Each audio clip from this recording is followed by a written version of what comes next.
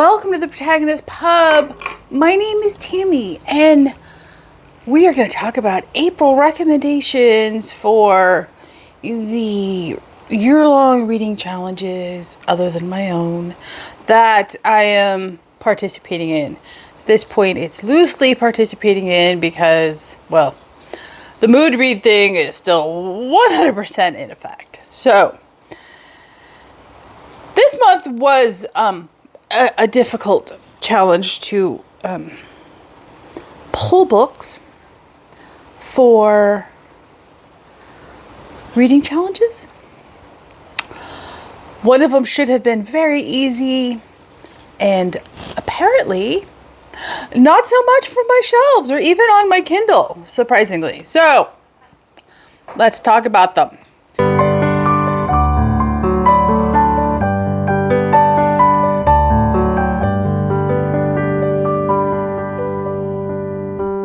First up, let's do Anne's Reading the Classics Challenge. And the prompt for April is to read a memoir. And the scavenger items for Anne's challenge this month are: the author is a famous person or mentions famous people, any work of art is mentioned, and set during or mentions a war. Doesn't sound difficult, does it? I have one recommendation. I haven't read it. It is my choice for April. I do not read a lot of memoirs. Sorry, allergies are driving me nuts. And so that is The Movable Feast by Ernest Hemingway. I will read you the back. Published posthumously in 1964, A Movable Feast, Ernest Hemingway's classic memoir of Paris in the 1920s, remains one of his most beloved works. Since Hemingway's personal papers were released in 1979, scholars have examined and debated the changes made to the text before publication. Now, this new special restored edition presents the original manuscript as the author intended it to be published. This volume features a personal foreword by Patrick Hemingway, Ernest's sole surviving son, and an introduction by the editor and grandson of the author, Sean Hemingway. Also included are a number of unfinished, never-before-published sketches revealing personal experiences that Hemingway had with his son Jack, his first wife Hadley, F. Scott Fitzgerald, and Ford Madox Ford, as well as insightful recollections of his early experiments with his craft. This restored edition brilliantly evokes the exuberant mood of Paris after World War I and the unbridled creativity and unquenchable enthusiasm that Hemingway himself epitomized. And it is full of photos, like there's several photos of Hemingway's correspondence in his own hand. I'm trying to see if there's an illustration here really quick. Doesn't appear to be, but this should be interesting. Hemingway is one of those characters that is larger than life and, sticks out. There's Hemingway and his first wife, Hadley. So, I am looking forward to this. And everything else I was interested in, memoir-wise, was published far too recently to be qualified as a classic. I don't read a lot of memoirs, so this was a definite challenge for me to find a book that fit. This one seems to fit all of the bills, the scavenger hunt, and it isn't overly long. It's under 300 pages. So that will be interesting read for April.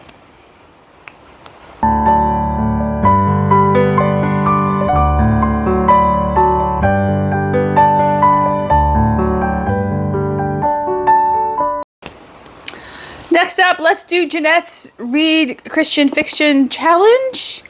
And the prompt for April is to read a new to you author. Obviously, I don't know what authors are going to be new to you, so I pulled the ones that are Christian fiction and new to me from my shelves. So first up would be Bruce Marshall, The Word, the Flesh, and Father Smith. Admittedly, I am in the process of reading this, so by the time April rolls around, he won't be a new author for me, but he currently is.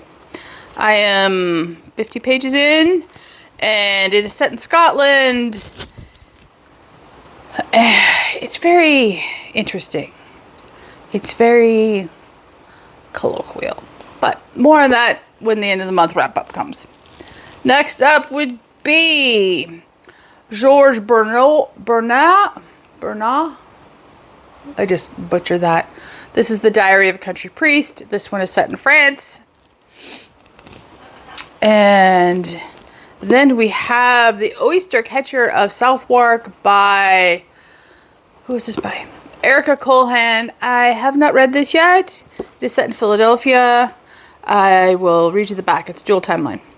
Philadelphia, 1897. On the shores of the Delaware River, Italian Catholic Mary Perongo dreams of happily ever after.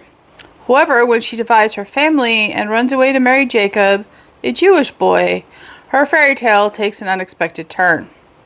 Disowned by her father, abandoned by Jacob, and pursued by a jealous gangster, Mary's life spirals into tragedy, culminating in accusations of attempting to harm her own children, and a harrowing end in an asylum.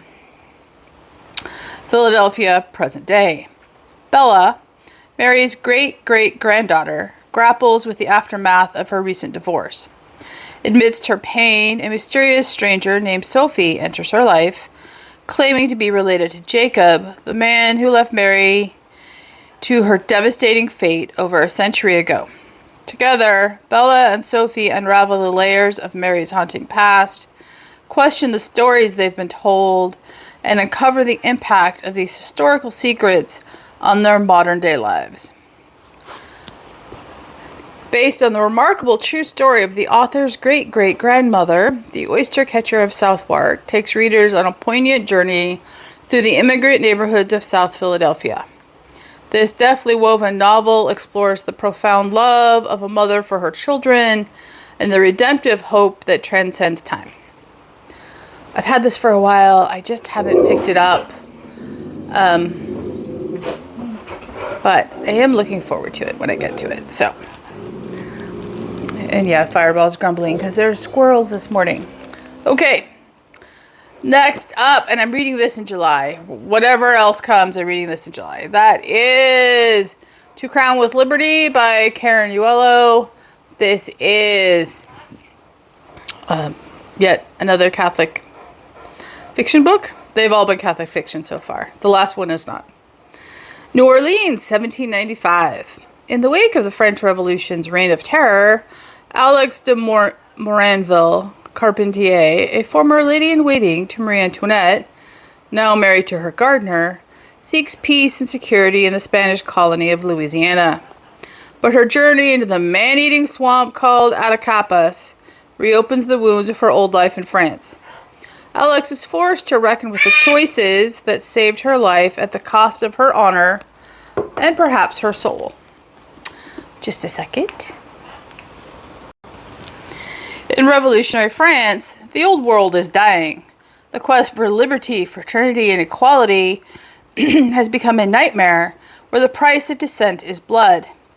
In the wilderness of Spanish Louisiana, a new civilization is beginning to emerge. But in this budding new world, the slave trade perpetuates the systems of oppression that sparked the revolution. Caught between old and new, scarred by trauma and grief, will Alex ever find a home where she can truly be free? To Crown with Liberty is a historical novel based on the riveting legends from George Washington Cable's Strange True Stories of Louisiana, published in 1888. So, I'm looking forward to this. I'm reading it in July. It has sat on my shelf for quite some time, so I need to read it. Okay, last up would be The Extraordinary Deaths of Mrs. Kipp, and this is by Sarah Brunsvold. And I'm not going to read you the back because almost everybody except myself has read this by now. And I know it is one of Amanda's favorite books. I don't know anybody who's read this and hasn't loved it. So, speaking of Amanda, that book is the perfect segue into Amanda's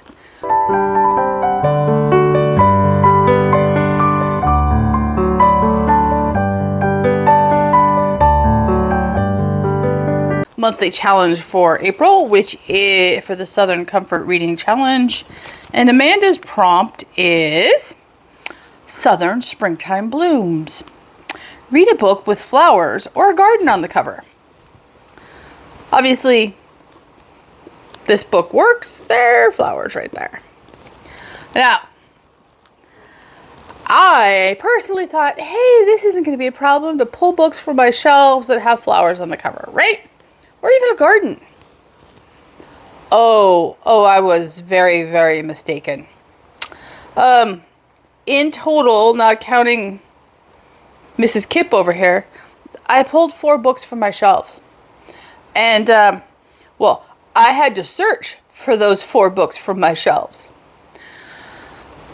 I have a lot of covers with scenery on them, buildings, people, but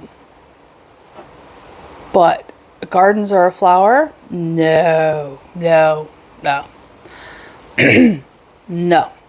So I looked on my Kindle.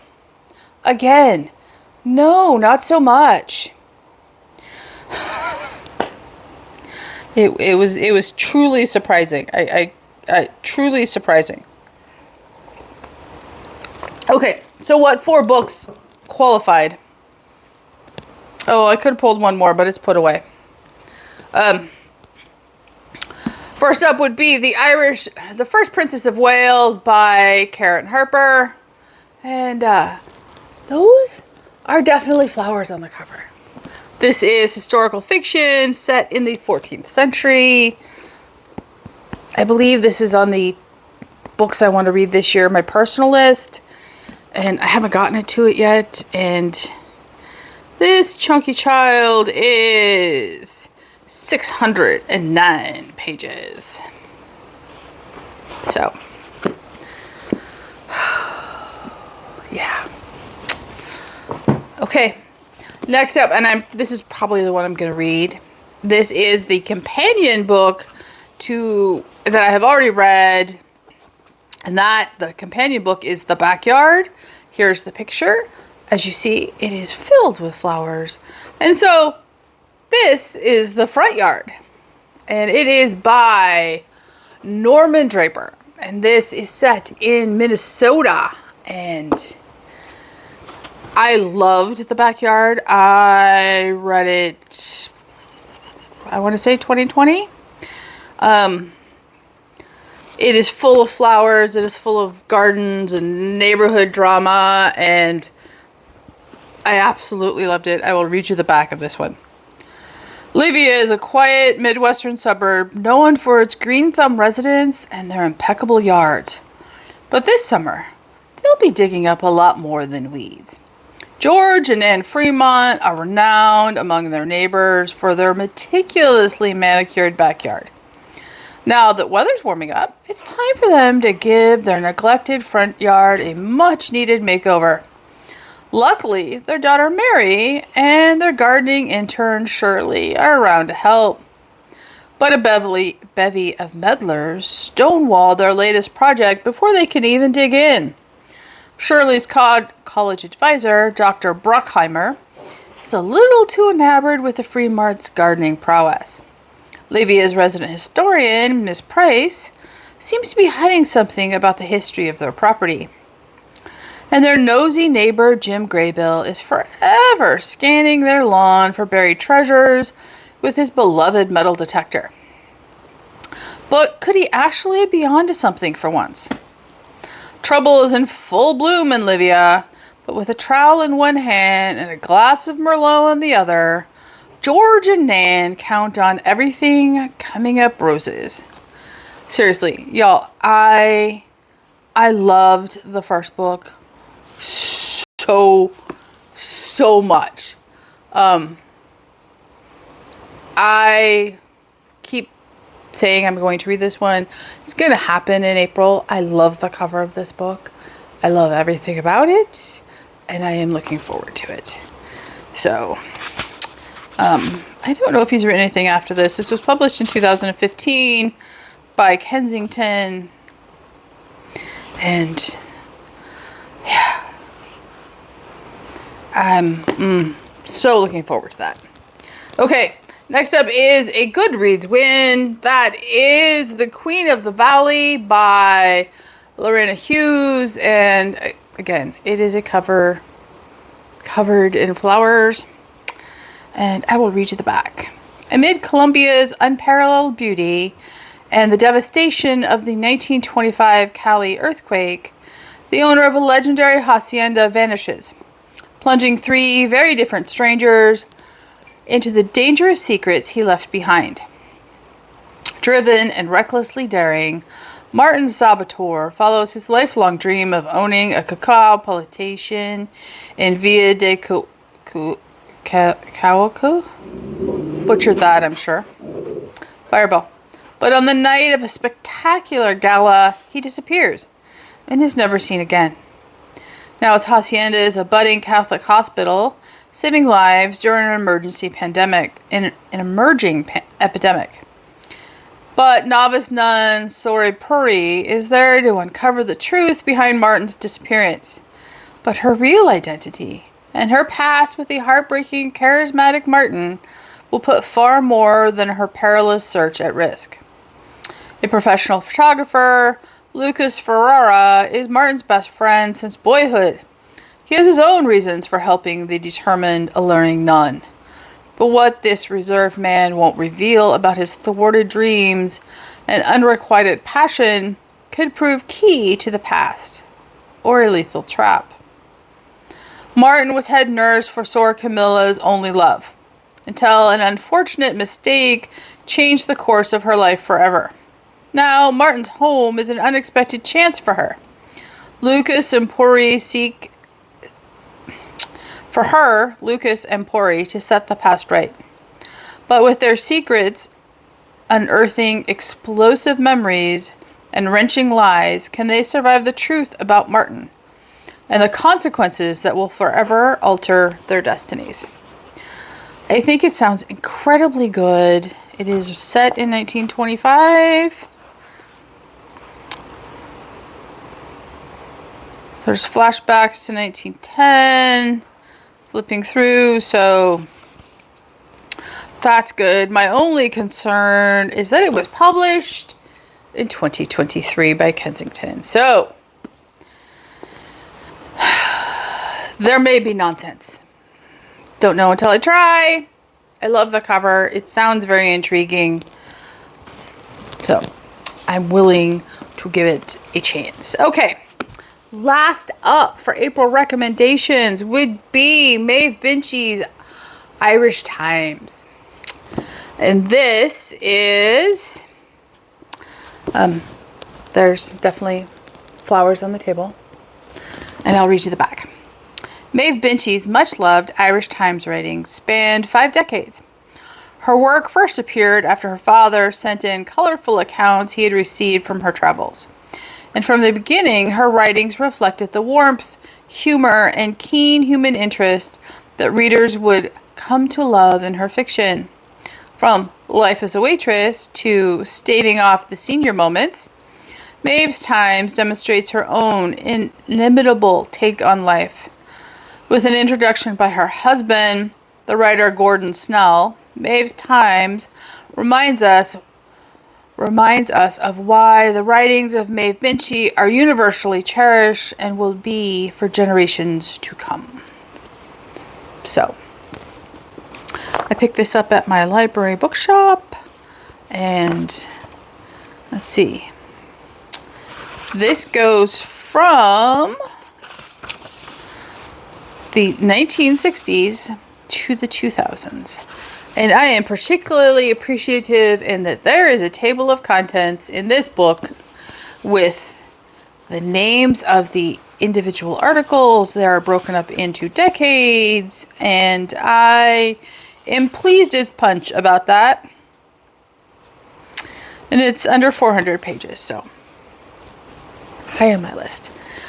Okay, so that is it for April recommendations. If you have any recommendations for me, please leave a comment down below, like and subscribe, and I will see you here next month for the May recommendations.